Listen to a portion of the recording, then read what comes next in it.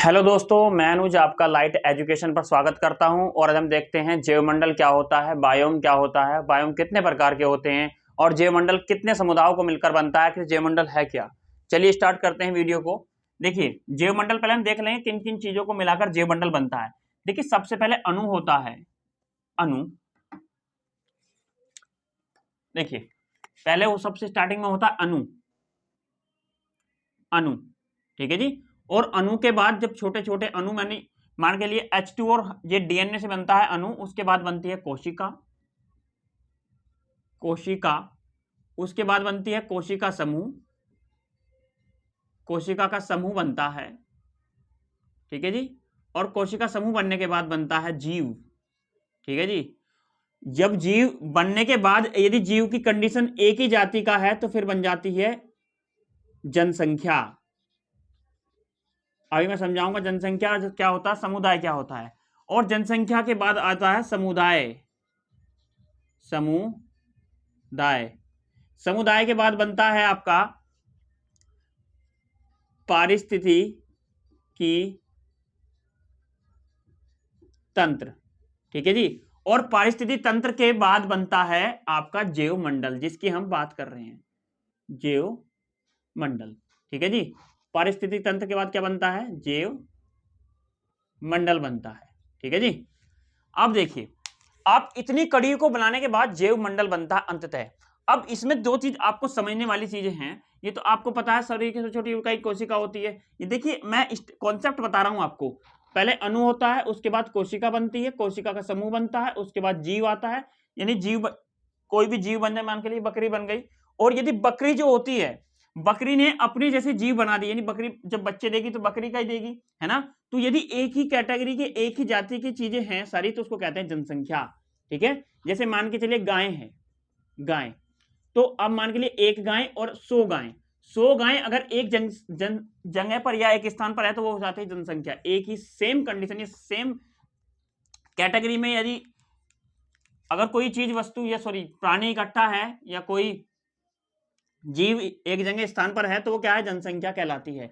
लेकिन यदि किसी विशेष स्थान पर, किसी विशेष स्थान पर या क्षेत्र में अलग अलग जीव रहते हो, उसे कहते हैं समुदाय। जैसे यहां गाय प्लस कुत्ता, हिरन, अब इन सबको मिला देंगे और ये एक स्थान पर रह रहे हैं। मान के चलिए कोई स्थान है, कोई इतना बड़ा क्षेत्र है और इस क्षेत्र में गाय भी है, हिरन भी है, कुत्ता भी है, हाथी भी है, तो इसको तो कहेंगे समुदाय। इसको क्या कहेंगे, समुदाय। और लेकिन जनसंख्या को होती है एक क्षेत्र, निजी क्षेत्र में एक ही नस्ल के जीवों का पाया जाने। जैसे मान के चलिए यहाँ भैंस है, जंगली भैंस है सारी। ये टोटल कैसी भैंस है, जंगली भैंस। टोटल कैसी भैंस है, जंगली भैंस। तो ये क्या हो जाएगी, जनसंख्या हो जाएगी। और समुदाय, और इन समुदायों को मिलाने के बाद ही बनता है पारिस्थितिकी तंत्र। और पारिस्थितिकी तंत्र के बीच जिसमें पारिस्थितिकी तंत्र आता है उसको कहते हैं जैवमंडल, ठीक है जी। जिसमें आता है पारिस्थितिकी तंत्र उसको क्या कहते हैं, जैवमंडल कहते हैं। तो ये था जैवमंडल। अब इसमें बहुत सारी क्या है, प्रजातियां पाई जाती हैं। देखिए प्रजातियों को हम देखेंगे, प्रजाति क्या होती हैं। देखिए प्रजातियां, नंबर 1 प्रजातियां। प्रजाति में नंबर 1 आती है फाउंडेशन। फाउंडेशन प्रजाति, प्रजातियां। देखिए फाउंडेशन प्रजातियां क्या होती है, ये किसी अन्य प्रजातीय जीव के लिए काम करती हैं। जैसे आपने समुद्र में कोरल देखा होगा, कोरल कोरल रीफ का निर्माण करता है। कोरल जो जीव है, समुद्री जीव होता है, समुद्र में नीचे रहता है और ये कोरल रीफ बनाता है, ठीक है जी, कोरल रीफ। अब उस कोरल रीफ में कोरल से अलग जीव भी रहते हैं, इसलिए ये जो प्रजाति होती है, ये वाली जो प्रजाति होती है, ये क्या काम करती है, अन्य जीवों के लिए, अन्य जीवों के लिए भी कार्य करती है, भी कार्य करती है, ठीक है जी। ये अन्य जीवों के लिए भी कार्य करती है। जैसे कि मान के चलिए कोरल है, कोरल एक जीव है, ठीक है। अब कोरल जीव कैसा जीव है, फाउंडेशन प्रजाति का जीव है। क्योंकि कोरल क्या है, समुद्र में क्या बनाता है, कोरल समुद्र में बनाता है कोरल रीफ, कोरल रीफ, ठीक है जी। अभी ऐसे ऐसे जो आपने देखे होंगे इस तरह से, तो ये समुद्र में क्या होती है, कोरल रीफ होती है। अब इसमें कोरल रीफ के अंदर क्या रहते हैं, अलग प्रकार के जीव भी रहते हैं। अब इस प्रकार की प्रजाति को कहते हैं फाउंडेशन प्रजाति। तो कोरल एक फाउंडेशन प्रजाति का उदाहरण है। ये अन्य जीव जंतुओं के निवास के लिए कार्य करता है। उसके बाद आता है सांकेतिक प्रजाति। सांकेतिक प्रजाति क्या होती है? सांकेतिक प्रजाति क्या होती है? देखिए, सांकेतिक प्रजाति किसी एक जीव और या प्राणी को इंडिकेट करती है, एक जीव या पौधे को इंडिकेट करती है। देखिए, जैसे मान के चलिए मैं एक पौधा बना रहा हूं, ये मैंने कोई वृक्ष बनाया, ये पौधा बनाया है, और ये एक जीव है। जैसे मैंने मछली बना दिया, ये पानी का जीव है, ठीक है। अब इसमें क्या होता है, जो हमारा पारिस्थितिक तंत्र होता है, देखिए इकोलॉजी क्या होता है, पारिस्थितिक तंत्र में एक जीव और अजीव दोनों होते हैं। जैसे अजीव क्या हो गया, जल हो गया, जल में रहने वाली मछली क्या होगी, जीव हो गई, यानी जल और मछली इसको मिलाते हैं पारिस्थितिक तंत्र, लेकिन ये जलीय पारिस्थितिक तंत्र हो जाता है। अब तो इसमें जो पारिस्थितिक तंत्र होता है, पारिस्थितिकी तंत्र, यदि पारिस्थितिक तंत्र में प्रदूषण हो जाता है तो इन जीवों पर इफेक्ट ज्यादा होता है। यदि पारिस्थितिक तंत्र में पोल्यूशन या जलवायु परिवर्तन हो जाता है तो उसमें रहने वाले जीव पर सबसे ज्यादा क्या होता है, इफेक्ट होता है। मान के चलिए, मैं आपको उदाहरण से समझाता हूं। अब मैं इसको कैसे समझाना चाहता हूं, देखिए, ये समुद्र है आपका, ये आपका समुद्र है, ये पानी है। अब इस पानी में एक मछली तैर रही है, एक मछली तैर रही है, ये ठीक है जी, ये मछली है। अब इस पानी के अंदर जल प्रदूषण हो गया, प्रदूषण, जल प्रदूषण। अब ये जल प्रदूषण हुआ तो ये मछली से प्रभावित हुई और अंततः इसकी मौत हो गई।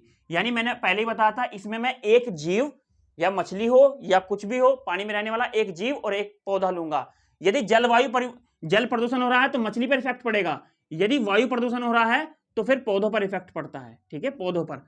तो सांकेतिक प्रजाति में क्या होती है, मछली भी आ सकता है, पौधा भी आ सकता है, ठीक है। और इस पर पारिस्थितिक तंत्र में अगर कोई प्रदूषण होता है तो इन पर इफेक्ट ज्यादा पड़ता है। इफेक्ट पड़ने वाले ही प्रजाति को ही हम क्या कहते हैं, सांकेतिक प्रजाति कहते हैं। आगे चलिए, बायोम क्या होता है, बायोम, बायोम क्या होता है, देखिए, पौधों के साथ साथ प्लस प्राणी, एक स्थान पर पौधों के साथ साथ प्राणियों का भी पाया जाना बायोम होता है। बायोस्फीयर रिजर्व, पार्क भी बनाए गए हैं। पौधों के साथ प्राणियों का पाया जाना बायोम कहलाता है। अभी बायोम जो अलग अलग प्रकार का होता है, रेगिस्तान बायोम क्या है, टुंड्रा बायोम क्या है, टेगा बायोम, उष्णकटिबंधीय, सभी को एक लाइन में एक टूक में समझने की कोशिश करेंगे। देखिए, रेगिस्तानी, रेगिस्तानी बायोम क्या होता है जी। अब एक बात समझिए आप, रेगिस्तान जो है वो मध्य, रेगिस्तान जो बायोम है वो मध्य अक्षांश पर है, ठीक है जी। अब यहां जो वर्षा होती है, वर्षा वो 10 इंच से भी कम होती है, 10 इंच से भी कम होती है, ठीक है। अब मुझे बताइए, जब वहां बरसात नहीं होगी तो वहां पेड़ पौधे कैसे होंगे? अरे रेत में पेड़ पौधे कैसे होंगे? पौधा चलेगा लेकिन उसको नीचे से जो है कंप्लीट मिनरल्स नहीं मिल रहे हैं, रेत में मिनरल्स की मात्रा कम होती है, तो मिनरल्स ना मिलने के कारण क्या है, पेड़ जो पौधा है वो बढ़ता है लेकिन पूरा कंप्लीट ना बढ़ पर वो मुड़ जाता है और झाड़ी में कन्वर्ट हो जाता है। तो रेगिस्तानी जो बायोम है, यहां पर अगर पूछे पौधे कैसे मिलते हैं, पौधे, तो पौधे होते हैं यहां झाड़ियां, ठीक है जी, खजूर, खजूर, किक्कर, अर्थात कांटोदार यहां पर पौधे या पेड़ आपको मिलेंगे क्योंकि पानी की आवश्यकता कम होती है, ठीक है। और यहां बरसात जो है 10 इंच से भी कम होती है। अब यहां पर जो रातें हैं, समझिए आप, देखिए, यहां पर जो दिन होगा वो गर्म होगा, ठीक है, और रात ठंडी होगी, ठंडी, दिन गर्म होगा और रात ठंडी होगी। जैसे मान के चलिए एक गोबी मरुस्थल है, गोबी, गोबी मरुस्थल, ठीक है, ये ठंडा मरुस्थल है, ठीक है, यहाँ ठंडी जलवायु है। अब जो थार मरुस्थल है, थार और सहारा, यहाँ की जलवायु क्या है, यहाँ दिन कैसा रहता है, गर्म, ठीक है, यहाँ की जलवायु गर्म है, यहाँ की है ठंडी। अब आगे चलते हैं,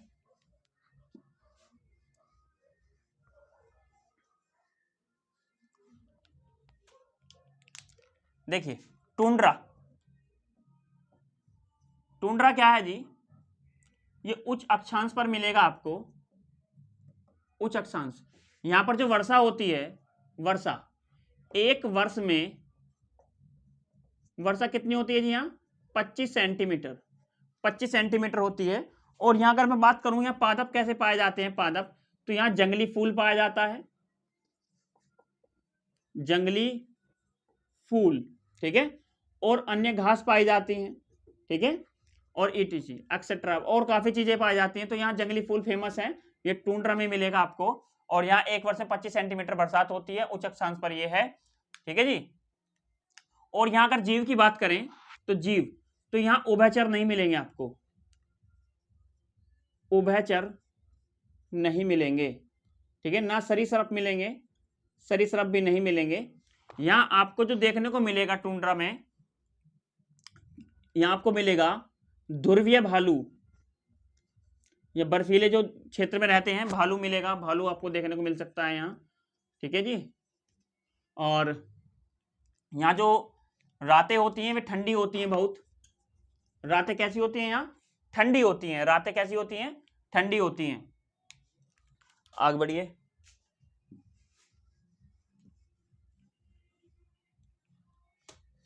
और हाँ जो ये रेगिस्तानी आपको मैंने जो स्टार्टिंग में पढ़ाया, तो यहाँ पर जो जीव मिलेंगे रेगिस्तानी वाले में, तो यहाँ पर जो जीव मिलेंगे एक तो छिपकली, छिपकली मिल गई आपको, ठीक है जी, और सरीसृप, सरीसृप, और ऊंट, ठीक है जी, ये यहां पर जीव मिलेंगे।